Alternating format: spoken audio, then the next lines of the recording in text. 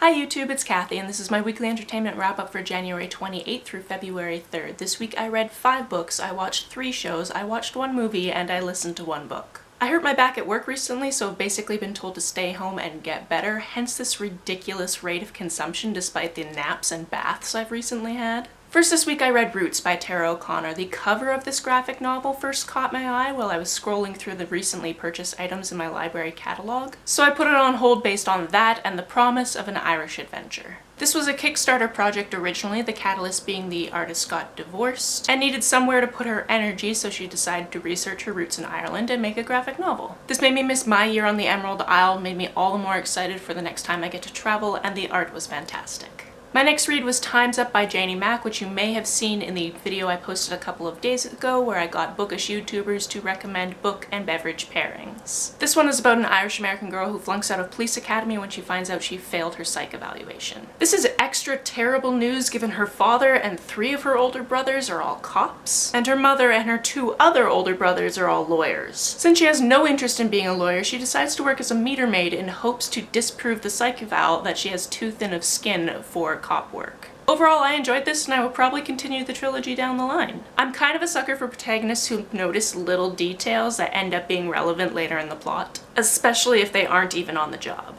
This book is much more action-packed than one might assume based on the protagonist's profession of issuing traffic tickets. My third read this week was The Coldest Girl in Cold Town by Holly Black. I saw this over on Adriana's channel, Perpetual Pages, and was intrigued by this vampire story that seemed to blend old and new worlds. In this world, vampirism is seen as a disease, and few are able to shake it once they've gone cold, which happens after they are bitten. Once cold, a person can either sweat the virus out of their system over a matter of weeks, during which the patient is raving to be let go because all they want is blood. The other option is to drink said human blood, die for a short amount of time, and become a vampire. In an attempt to contain the disease, cold towns were created to quarantine vampires, those that have gone cold, and humans that want a chance at eternal life. Upon waking up after an isolated house party in the countryside, Tana realizes everyone else has been murdered by vampires while she was sleeping it off in the bathtub. She needs to get out of the house before sundown.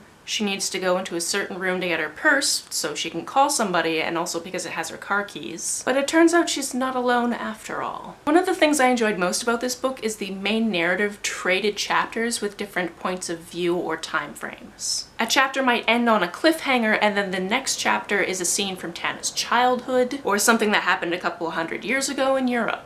As another piece of the puzzle clicks into place, you'd return to the middle of a dilemma where a character is endlessly just trying to do the right thing. The next book I devoured was The Princess Saves Herself in This One by Amanda Lovelace. This one was also recommended in that book and beverage pairings video, and I sped through it in my bathtub and emerged to immediately message Paige that I needed a tattoo from this book, "A book mad girl never dies." This is a poetry collection and it did have an entire page at the beginning of potential trigger warnings because Amanda Lovelace has gone through some things in her life. But I highly recommend this one. The poems are short but written in such a way that you really take in every single word. My 5th and final physical book this week was True Letters from a Fictional Life by Kenneth Logan. I believe I saw this first over on Russell's channel, Income Paper blog, although I don't keep track of these things, so this could be a false memory. In any case, this is a coming-of-age story where the protagonist comes to terms with the fact that he is gay, but has been hiding it from himself and others for a very long time for fear of being rejected, attacked, and disowned. The title of the book is in reference to a habit that the protagonist has, in which he writes letters to people with no intention of sending them. They're kind of a way to work out his feelings. He keeps them locked up in his room so nobody can read them. Some of them are pretty harsh and deflecting, whereas others have just enough in them that he could get in a lot of trouble if they got out.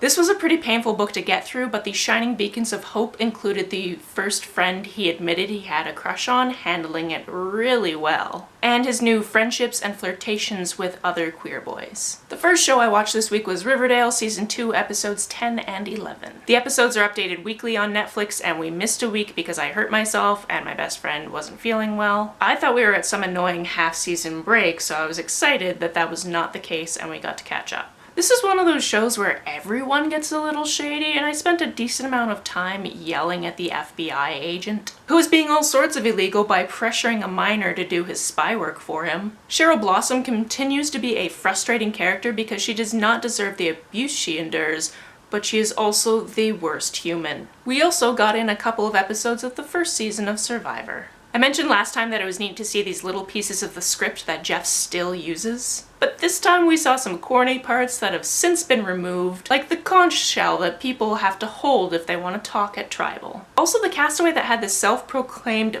best work ethic just gave up, and that is the weirdest strategy I've seen. This week I finally got around to watching the first season of Black Mirror. Whoa boy, there is not a single episode so far that ends in a happy place. The show blends advanced technology with supercharged situations in a jacked up game of what if, where humanity is just not doing great. So far, every episode has featured sexual assault or sex acts that lead the narrative. Each episode is its own contained story, which means characters don't reoccur. And since this is a UK show, I've already seen actors from Sherlock, Downton Abbey, and Broadchurch. Now the sun decides to come out. Where were you when I started filming?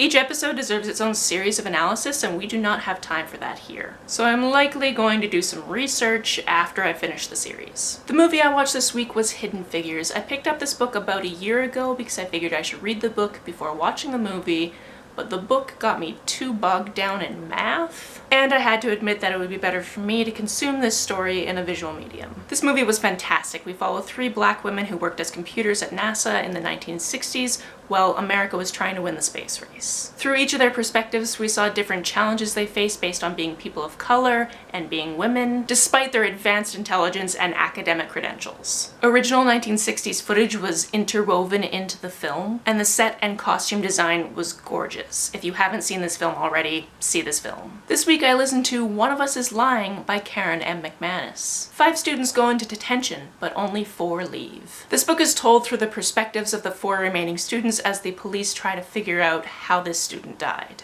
The reader tries to figure out which of the point of view characters is lying. Firstly, the voice acting in this audiobook is phenomenal. Each student has a different voice actor and they played off each other very well. One student has a drawl that comes out when he's stressed, and when we're in a perspective that's not his, the other voice actors bring out that part of his speech beautifully. There are lots of twists and turns in this one, some I saw coming and some I didn't, so if you liked a locked room whodunit and want to experience one from 4 unique points of view, One of Us is Lying is for you. That's it for this week. If you've read, watched, or listened to any of these, please let me know about it down in the comments below. On the way down in the comments, if you hit that subscribe button, that would be very nice of you. You can like and share this as you see fit, and I will see you next time. Bye!